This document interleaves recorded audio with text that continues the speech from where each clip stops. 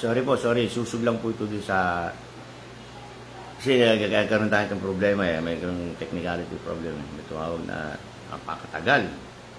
Nagtanong ng about sa products or orders. Sorry po. Conspiracy theory po tayo ulit doon sa kaming items na gusto kong sabihin tungkol sa war, economic, and politics. Ang ating pong nakita, ang ating pong theory dito, nakikita, since the emergence of paglutang ng economic might ng China at globally, nakakapag-invest sila, government to government, private to government, kasi nga binago ng China yung kanilang government policy, di ba? Hindi ko na sila masawag na communist eh. Bintangan sila komunista.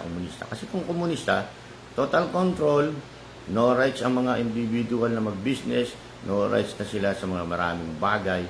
It is talaga totalitarian na ang gobyerno mag-control mas yung mga negosyo lahat. Diba? Parang nakikita ko sila na nag-mutate sila, nag-evolve sila from total communism o stronghold of power nga. Kasi mahirap, magaling si Mao Zedong eh. Kasi ang hirap mong magdisiplina ng tao. Maski kukunti 20 ka tao lang, hirap na disiplinahin. Yung pa kanyang pagkalaki-laki na pagkakalayo ng mga tribo na yan, paano mo madidisiplina yan? Kaya kailangan niya, i-close niya ang China at total power to discipline the China para ihanda sa pagiging rat-rag estado ng kanilang buhay to the very rich superpower. Yan ang dinakita ng iba. Di ba? Miracle nga sila through economy sa mga schools ng economics. China economy is a miracle. Because through history, wala pang isang bansang nag-superpower within a certain period of time. It takes 100 years, millennial, diba? Centuries bago mag-evolve sila from rags to riches. But ang China, ginawa nila yan, nag-close sila, I think, 1959 o 1960. Diba? Na 40 years, may lang ata. 47 years, 1950s or 1960s. 550s, diba? Umilo si Mao Zedong, nagkaroon siya na agricultural ang una. Kasi lahat talaga ng economy, industrialization, naka-angkla yan sa agriculture. Yun ang inuna niya, agriculture. So, dapat yung ginagawa dito sa atin. Kasi sa atin dito, tapon mo lang yung buto, tutubo eh. Oh, and very fertile ang soil ng Pilipinas eh. Kaya nga tayo, mahal tayo ng Diyos, binigyan tayo ng magandang klima, magandang lupa, tamang lugar. Kaya, yung mga kanunay, talaga mga gano'n, o sige, balik tayo sa agriculture. Naging economy might sila. Kaya hindi ko masabing yung sinabi sila, transition, di ba? Kailangan i-hold mo muna extreme communism of extreme hold of power ng gobyerno para madisiplina at mapalabas. Nung makita ng Politburo nila, ng kanilang mga namumuno na at least nakita ko may wisdom eh. Tinransfer nila yan to democratic socialism. Yan ang aking bagong inventong form of government. Yan ang tawag ko doon. Democratic socialism. Bakit yun nasabi? Na mag-open ang China of 1996. Nasa China na po. I stayed in China for 2 months. Doon ko nakita na ang tao nabigyan na nila ng negosyo. Control na ng pamilya. But, may check and balance pa rin ng government. Kasi, kailangan, di ba? Baby pa yan eh. Kaya, 1996, baby pa sila. Kaya nga nung 1996, nagpunta ako dyan eh. Aba, natatawa ka sa aeroplano, krag. Yung mga kalsada, yung track. Yung mga truck nila, tug. Parang mga Yanmar, mga kubota. Solo piston na malalaki. Dual piston na malalaki, ganyan. Doon ko nakita, nagtatayo ng bahay, ng community ang government. Tapos nakita ko, isang village, ilerang bahay, third floor, bigay pala ng gobyerno. Bigay yan. Pautang. Yun yung saktong bigay. Yung mga produkto, alam nila kung ano mga gagawin sa agriculture, sa industries, natihati ng gobyerno. Obserbasyon ko yun. Kasi tinitingnan ko yung kanilang mga charts doon. Kung makikita nyo yung aking mga picture ng 1996 sa aking Facebook noon, mapapansin nyo. 2000 kasi 1996 ko pang mga kuha yun eh. Kasama ko pa mga anak ko. May nakalagay doon mga kanilang mga balak. Isang bahay, unang-una, yung gumagawa ng mga molde, gumagawa ng mga sukatan, lahat yung pag-prepare. Research and development, preparation for manufacturing. Yung susunod, sila na yung nag-execute ng production ng mga base materials, base covering, base lahat. Yung susunod, sila na yung assembly. Isang pamilya, sila na yung assembly. Yung susunod, sila na yung checking lahat at packaging. Yung susunod na bahay, delivery. Very systematic. No? At ginamit nila, hindi kinontrol ng gobyerno na sila yung magbibusiness. Small business para sa bawat pamilya. Aba, after, I think 6 years or 8 years, pagbalik ko, putang ina. Yung aking sinasakyan na taxi, hindi na yung blag. Aba, puro brand yun na magaganda. Holden yata yun, yung parang European. Tapos, yung mga truck nila, ang lalaki ng gaganda nila. Yung mall nila na isa-isa, one by one lang yung sukat ng tinda, isang produkto, na pero pagkamura-mura, pagbalik ko ba napakalaki ng exhibit area. Tapos nakita ko namimili halos lahat ng lahi nandun. Paano mo sasabihin? Siyempre siya hindi nakakita niya, hindi na maisip na, ganun pala yun, kaganda. Diba? Binigay ba sa atin ng ano yan? For almost 50 years tayong hawak ng mga impacto na yan. Binigyan ba tayo ng chance para masensa? Yung panahon lang ni Tata Mayo ko yung nagkaroon ng masagana na 99 eh. Mantalang ang kanila agriculture, advance na eh. Oh. Sino nagturo sa atin ng bigas na yan? Pag doktor pa rin ng China. Oh. Scientist ng China. Hindi sinasabi sa news. Diba? Bakit maririnig mo lang yan sa mga convention, sa mga ganito. Diba? Yung bagong hybrid ng rice natin, doktor ng China. Scientist ng China. Tapos kung ganito yung ng gobyerno natin, dahil lang sa kapangyarihan, kasi nga, hindi natin malaman kung naggagagugaguan o nagtatanga-tangahan o talagang mga sweetik sila. Conspiracy to. Ayun. Business-wise, pinipigil tayong masenso ng West. Pero tinutulungan tayo ng East. Siyempre, magkakapatid tayo eh. Mga Asian tayo. Di ba? Nararamdaman na ng West country na Western na, yung Eastern talagang dumalaki na. At talagang nag-i-evolve na. Kasi nga, binalak pa nga ni Tatama ko yun nun, ang kikireche ng ASEAN dollar to compete with the US dollar. Ayun, nagka-leche-leche siya. Tinarabaho siya ng mga demonyo. Pag iba, nag-iisa naman siya nun. Ang dami pang opposition, itong mga dilaw na taing ito, na putang ina. 1986, People's Power, kaya putang ina nyo, kanong gumawa niyan eh. Oh. Anong ginawa niyan sa amin? 1986 up to 2016. Hindi puta, hindi puro oligat siya nakinabang. Ang ina nga, hindi kayo bayaran ng isang airlines ng tagal-tagal yung sinisingil, 36 years sa gobyerno, hindi na sinisilusutan. Oh. Yung tubig na yun, pinagkatihatiin mo sa mga oligarchs eh. Sa mga dilaw din eh, di ba?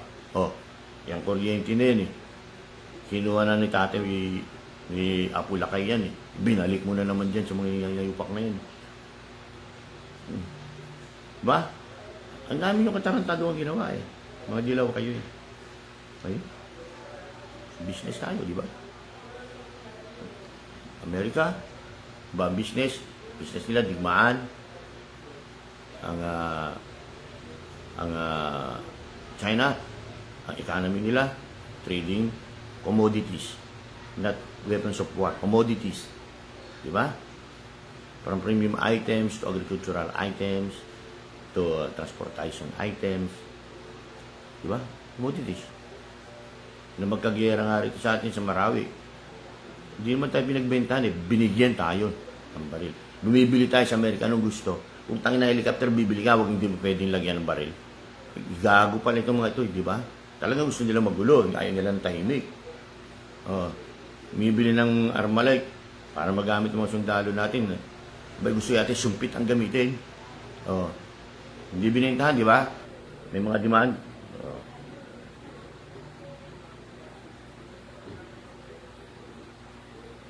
War, ayan ay anak na economics battle. Nasa business tayo kanina, iba economics. Ngayon, nasa giyera tayo. Ang digmaan, pinapanganak yan nandahil sa imbalance of economy, nandahil sa power. Economy is power. Ngayon, kung di makuha sa economy, iaanak yung digmaan. Di ba? Ang Amerika, double blade yan. Talo sa economy para manalo. Sa economy, gagawa siya ng digmaan. Diba? Inaanak niya yung digmaan. Nasira niya na yung bansa, nanalo pa siya rin sa pagbili ng armas sa mga bansa. Diba? Ang ginawa sa Ukraine, ngayon mukhang tayo Ukraine. Uto-uto rin kasi, bangag din kasi presidente rin. May usapan pa nga, medyo bangag din na presidente doon sa... So, diba? Diba? Ha? Diba? Hindi rin alam kung ano sasabihin eh. Presidente nila yun ha. So, panoorin niyo yung mga interview din dun. I-analyze nyo. Kaya yung sa war, yun. Since smooth floating ang economy ng China, gusto nila kaya nagkaroon kaya sa West Philippines eh. Dahil ang karamihan ng mga product ng China para madaling i-transport, dyan sa West Philippines na yan. Mapa East, mapa West. Kaya nga China nakapag-isip agad, naglagay uli sila ng Silk Road. Inopen nila uli. Doon sila dumaan sa taas. Diba? Highways ang ginawa nila. Kaya na-infiltrate din lang nila sa parte ng Mediterranean, Central Asia, diba? Papuntang India, Pakistan, lahat ng infiltrate yan. Diba? Over-smart sila. Kaya ang ginawa nila ngayon sa giyera, pero hindi nila alam nakagawa na doon dahil ito sa West Philippines Sea. Ngayon, ganito. Ang isa pang factor dyan, yung Taiwan. Kasi ang Taiwan, ang nag-create lang ng yung processor na nag-create ng ang digma, kung ano-ano, lahat ng computer, lahat. Nasa Taiwan yan. Siyempre, ang laking market niyan. Diba? Ang mamahal ng mga technology. Kaya nag-aagawan ang Amerika at ang China dyan. Inuuto ng Amerika yung mga pinuno ng Taiwan para wag pumunta. Kasi bibigyan naman sila ng autonomous parang Hong Kong eh. May autonomous area sila galing sa mainland China. Huwag na lang sila sumakot sa mga Amerikano dahil nga tuso. Hindi pa rin ba nararamdaman ng Taiwan na ang China ngayon hindi totally communist? Ang tawag ko na nga sa kanila, democratic socialism na sila. Diba, nandun sa war. At tayo dito nga sa politics. Diba yung politics? So, paano ka makakagawa ng gulo kung hindi mo hawak ang politiko ng bawat lugar? Kaya nga yung nasa unang pinag-usapan natin, tinarget nila na maupo itong uto-uto na to. Diba? Ang dami nilang pinanglaban eh. Diba, nung una, yung grupo ni Namaroha, so, puro kurap naman yan, Binay. Ang bata, pang binabata nila si Grace Po, which is ilaw na ilaw naman. Ayaw din nila kay Miriam Defensor. Ang iba yan, palaban din yan, straightforward din yan, si Senator Miriam. Kaya nga hindi maupo nun, dahil sa kagawan din ng iba yung kanyang approach eh. Di ba yung approach si Tatay Digong eh? Approach sa lupa eh. Di ba nung kandidato, pati nga ako nilalagyan. nakita ng tao sincerity doon. Kaya nanalo siya. Miracle yun. Yun ang politics pa. Yung umahanap ang Amerika na pwede lang hawakang ilong. Quick politics. Kaya gumawa sila sinakay siya sa popularity ng Duterte at para maupo at tapos bigla nila ito iba-blackmail to twist. Yun ang naging yan. Yan, conspiracy theory ko lang. Kaya mga kababayan, ito pong sinabi ko kung nauna nagkaroon problema tayo, may tumawag na customer na pagkatagal. Okay lang naman. Nabuhay mo na yun, di ba? At mag-isip-isip po tayo. We are brings of war na hindi naman natin away. Ginagawa tayong proxy, war proxy. At ako po naman, pananalig pa rin ako, yung liderato ng China, alam po yan. Hindi po tayo sasaktan yan. Talaga lang sila nagdi-defense. Hindi po tayo sasaktan yan. Huwag lang pong putang ina, mauna itong mga Amerikano, magpakawala ng missile galing dito papuntang China. Anong gagawin ng China? No choice na siya. Mag-retaliate na siya. Diba? Huwag po sana mangyari. Kaya itong mga putang inang mga sundalong kanuna to, na kinatatakutan ni Aimee. Ate Aimee, magsalita ka na. Ha? Ilocos, mga mahal mo sa kapwa mo, mga kamag-anak mo nandun, mga kababayan mo. Kayo ang unang mapupulbos dyan. Kasi malapit kayo dyan. Cagayan area, Batanes area. Nagtayo na nga sila ng base sa Batanes. Ang hindi putang mga putang na yan, di ba? Oh. Kaya, sana po naman, manalig po tayo sa Diyos. Di ba ba? At hindi po siguro tayo babayan. At kailangan gumawa po tayo. Kumilos tayo. Pagka po talagang yung brings of nagkasakitan na, kikiusa po tayo, tara na. Palayasin na natin yan. Hindi po, in Jesus' name, at sa Diyos Ama, at sa Diyos Spirit Santo, at kay Allah, at kay Yahweh, na isa naman natin, isang entity, super beings, pinapanalangin po na huwag mo po kami pabayaan at linawin po ang isip ng aming pamahalaan pamunuan. Akapin niyo po kami pumaligtas sa dilim yung mangyayari na ito. Alam po naman namin na ito ay isang pamamaraan sa Satanas at ginagamit siya ng mga demonyo rin dito sa lupa na nagkatawang tao. Pinapanalangin po namin kay Kristo na patubay po kami. Salamat.